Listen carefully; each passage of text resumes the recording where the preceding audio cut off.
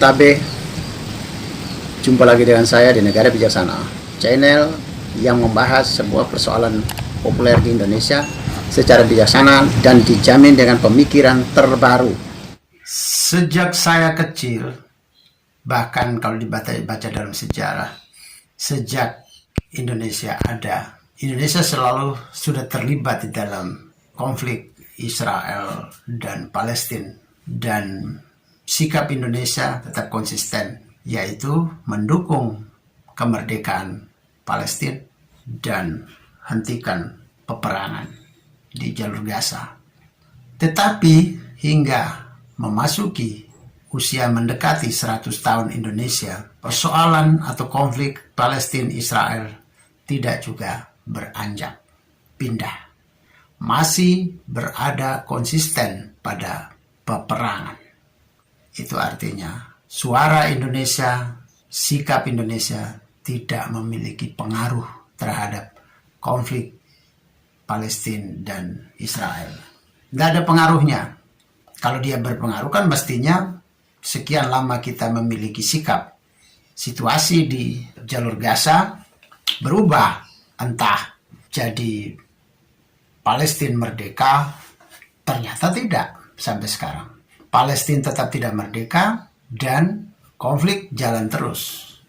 Itu artinya suara dan sikap Indonesia atau orang Indonesia, termasuk pemerintah Indonesia, tidak memiliki dampak, tidak memiliki pengaruh di mata dunia, dalam percaturan dunia tidak mempunyai pengaruh. Pertanyaan kita adalah, apa sih yang membuat sebuah negara bisa mempengaruhi dunia? Kalau dalam buku Samuel Huntington tentang gelombang ketiga, atau dalam buku modernisasi karya J.W. Skoll, yaitu pembangunan di dunia ketiga, negara-negara yang berpengaruh di muka bumi itu memiliki kekuatan iptek yang tinggi, terkenal. Dia bisa menjadi pengaruh terhadap dunia apabila dia memiliki ilmu pengetahuan dan teknologi yang tinggi. Kedua, dia memiliki kekuatan ekonomi yang besar. Ekonomi dia bisa mempengaruhi gejolak, bisa mempengaruhi stabilitas, atau penentu ikut mempengaruhi keadaan ekonomi di negara-negara lain. Ketiga, dia memiliki bargaining politik yang tinggi, memiliki pengaruh politik yang tinggi terhadap dunia. Dan keempat, dia memiliki militer yang kuat, sehingga dunia akan segan apabila dia angkat senjata, berbahaya.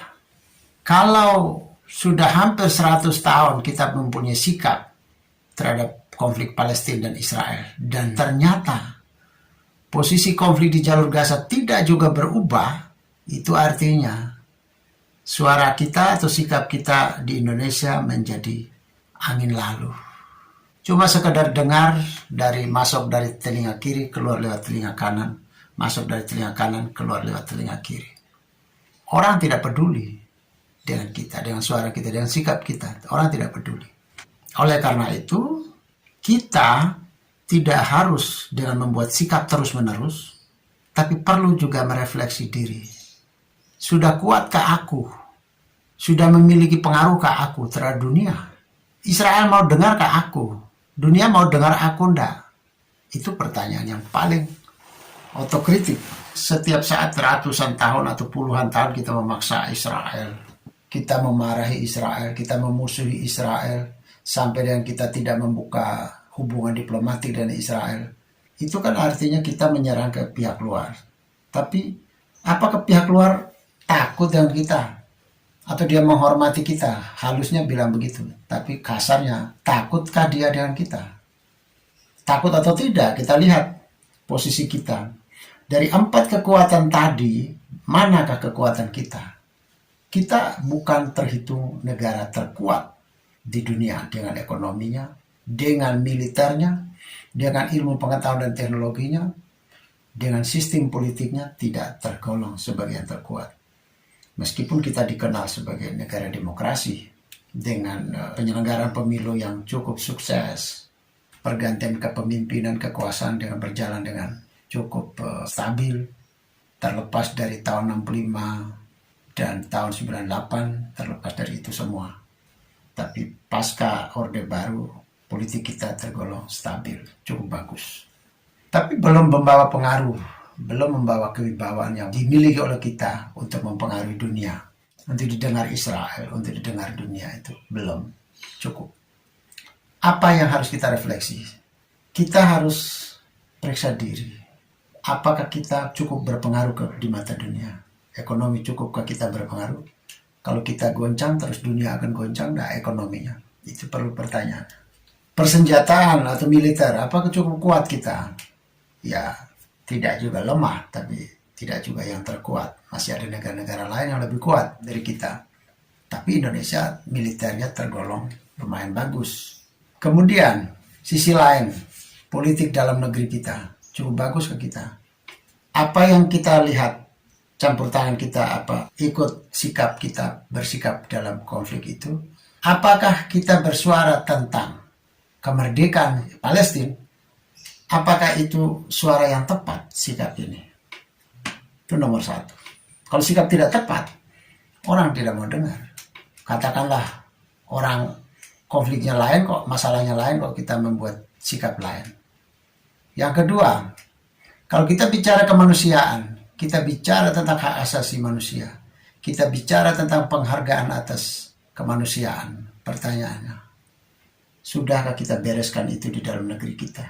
Sudah kita tidak ada lagi di sini. Kalau kita adalah pelaksana dari nilai-nilai yang kita teriakan, maka itu bisa membawa wibawa. Kalau kita berteriak untuk hal-hal yang di sini pun terjadi, maka sulit orang lain mau percaya teriakan kita, sulit orang mau dengar. Sekarang kita uraikan ya. Masalah Indonesia mendukung kemerdekaan Palestina. Itu kan suaranya Palestina, sama dengan suara Palestina. Tapi coba kita lihat, dengar suara dari Israel. Merdeka artinya ada situasi penjajahan. Apakah Israel menjajah Palestina? Kita lihat pendapat Israel. Israel mengatakan bahwa mereka bukan penjajah, tapi mereka yang punya tanah. Tanah Palestina, mereka menganggap itu tanah mereka. Berarti mereka mau mengusir orang yang menyerobot. Itu pandangan mereka. Menurut versi mereka loh, bahwa itu tanahnya mereka. Tanahnya orang Israel. Sekarang kalau kita mendukung Palestina merdeka, berarti orang Israel menganggap kita membantu Palestina untuk merampas tanah mereka. Ini versi pandangan mereka. Kecuali itu penjajahan, baru posisi kita mendukung kemerdekaan Palestina jadi tepat. Jadi dua versi berbeda. Versi Palestina adalah itu tanah mereka, jadi mereka punya hak. Sementara dari versi Israel, itu tanah Israel, tanah orang Yahudi, di mana mereka mengatakan bahwa orang Palestina adalah pendatang dari Arab, sehingga tidak layak di situ berdiri sebuah negara. Mereka menganggap yang tepat adalah negara tetap negara Israel, sampai wilayahnya sampai Palestina. Nah ini kan berarti kan versi berbeda. Yang satu versinya bahwa Israel menjajah, Israel mengatakan versinya bisa terbalik, bahwa orang pendatang yang mendiami Palestina ingin menjajah wilayah mereka. Jadi ini berbeda kasusnya. Jadi kalau kita sikap membela Palestina itu keliru. Kita harusnya sikap ada di tengah. Kita harus mendukung mereka berdamai dan bicara secara perdamaian, bicara secara hukum saja. Tidak perlu konflik peperangan, angkat senjata tidak perlu. Posisi kita di situ, bukan posisi kita mendukung salah satu dan membenci salah satu. Disinilah masuknya Indonesia menempati posisi mendukung Palestina. Itu adalah posisi yang tidak tepat, posisi yang tidak ada di tengah, tidak berada di tengah. Harusnya orang luar itu berada di tengah, bukan memihak salah satu. Bahkan kita lihat ada pernyataan-pernyataan beberapa pemimpin dunia mengatakan Indonesia adalah negara miskin yang mabuk agama dan suka kepo, suka mengurusi urusan orang lain. Ini kan ada pernyataan-pernyataan pemimpin dunia juga ada di koran. Toh. Karena kita tidak masuk sebagai penengah, kita masuk sebagai pemihak. Itu yang keliru. Yang kedua, apa yang kita lihat di sana sebagai kita mendukung kemerdekaan hak asasi Palestina, maka teriakan yang sama juga sering dunia mendengar dari dalam negeri kita.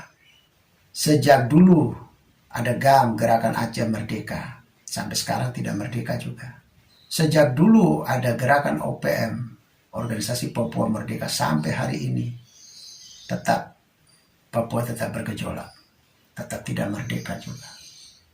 Jika Anda setuju dengan saya, Anda seide dengan saya, berarti kita berada pada satu perjuangan yang sama, yaitu ingin melihat Indonesia menjadi lebih baik, Indonesia menjadi negara yang bijaksana yang kita impikan.